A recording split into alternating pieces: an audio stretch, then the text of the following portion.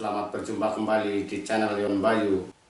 Kali ini kita akan membahas tentang mengapa sebagian pendukung Presiden Joko Widodo begitu ngotot menginginkan adanya penambahan masa jabatan Presiden, baik satu periode, penambahan periodisasi, atau kalau tidak bisa satu periode, setengah periode pun jadi.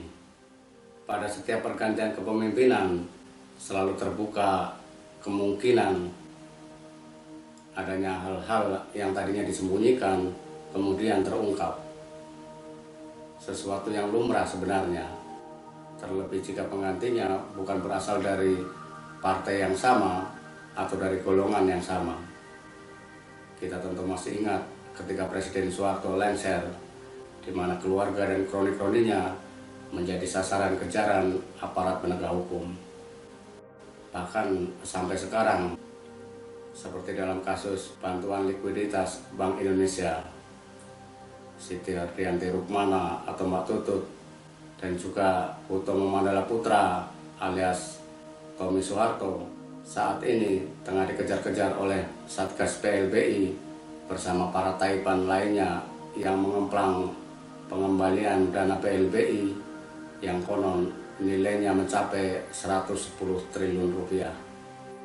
Lalu hal apakah kira-kira yang paling ditakuti oleh para pendukung atau orang-orang yang saat ini berada di lingkar istana setelah Presiden Joko Widodo mengakhiri masa baktinya di tahun 2024?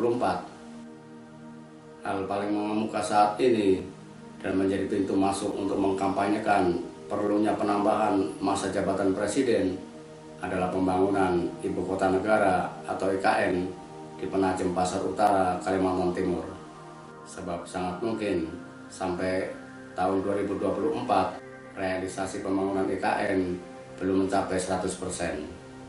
Jika Presiden penggantinya menolak untuk melanjutkan pembangunan IKN atau bahkan menolak memindahkan ibu kota dari Jakarta ke Penajem Pasar Utara, terbuka kemungkinan pembangunan IKN akan mangkrak.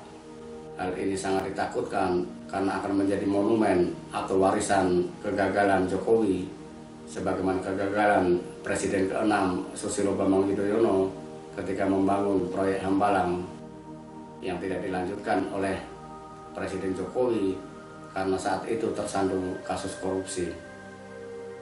Terlebih selama ini para pendukung Jokowi selalu mengaitkan proyek Hambalang yang disebutnya sebagai candi atau monumen kegagalan SBY ketika dalam tanda petik menyerang SBY ataupun Partai Demokrat. Tentu tidak lucu jika kelak mereka akan mendapat nyinyiran yang sama. Kedua, terkait utang pemerintah. Mau dihitung dengan kalkulator secanggih apapun, faktanya utang di era Presiden Joko Widodo sangat tinggi atau bahkan paling tinggi di antara semua presiden.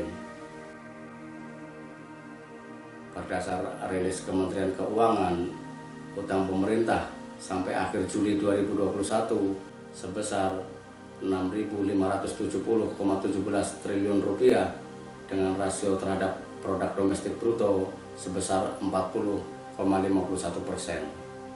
Utang itu akan menjadi persoalan ketika kelak sudah jatuh tempo. Presiden penggantinya tentu tidak akan mau dibebani begitu saja. Mungkin akan dijadikan komoditas politik yang kemudian dikaitkan dengan Jokowi dan para pendukungnya. Ketiga, persoalan di BUMN. Saat ini banyak pendukung atau relawan Jokowi yang menjadi komisaris di berbagai BUMN. Setelah Jokowi mengakhiri masa baktinya, tentu mereka juga harus lengser dari kursi BUMN. Ketika ini terjadi, mereka tidak hanya kehilangan jabatan, tetapi kemungkinan juga akan dilakukan audit terkait aliran dana-dana yang mungkin tidak jelas peruntukannya. Di masa Orde Baru, kita tahu BUMN sempat menjadi sapi perahan penguasa dan para kroni-kroninya. Keempat, proyek strategis nasional yang dikerjasamakan dengan negara lain. Meski tidak serta-merta, namun tentu akan dilakukan peninjauan kembali terkait keuntungan negara dalam proyek-proyek tersebut. Sebab ada dugaan sejumlah proyek yang dimasukkan dalam kategori strategis nasional ternyata dimiliki perorangan atau badan usaha patungan dengan negara lain, di mana nilai strategisnya lebih kecil dibanding kepentingan perorangan.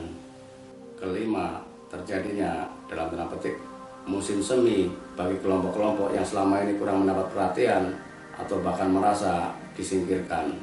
Meski kita akan menolak dan tegas menentang hal-hal semacam itu, tegas menolak adanya balas dendam politik, namun kita juga tidak akan bisa membendungnya. Demikian 5 hal yang mungkin terjadi setelah Presiden Jokowi mengakhiri masa baktinya. Maka menjadi wajar ketika saat ini ada sebagian pendukung atau relawannya yang terus menghembuskan isu perlunya penambahan masa jabatan presiden. Pertarungan terkait isu tersebut akan semakin liar menjelang tahun 2024. Adu kuat dibumbui dengan isu-isu provokatif kemungkinan segera tersaji di pentas politik tanah air. Terlebih andai pandemi sudah selesai, pelibatan massa di lapangan akan kembali marak seperti di tahun-tahun sebelumnya. Jadi jangan heran jika ke depan kemungkinan akan muncul isu-isu yang lebih bombastis dan mengerikan. Namun demikian, kita berharap Presiden Jokowi tetap konsisten dengan sikapnya yang menolak perpanjangan masa jabatan presiden. Semoga demikian.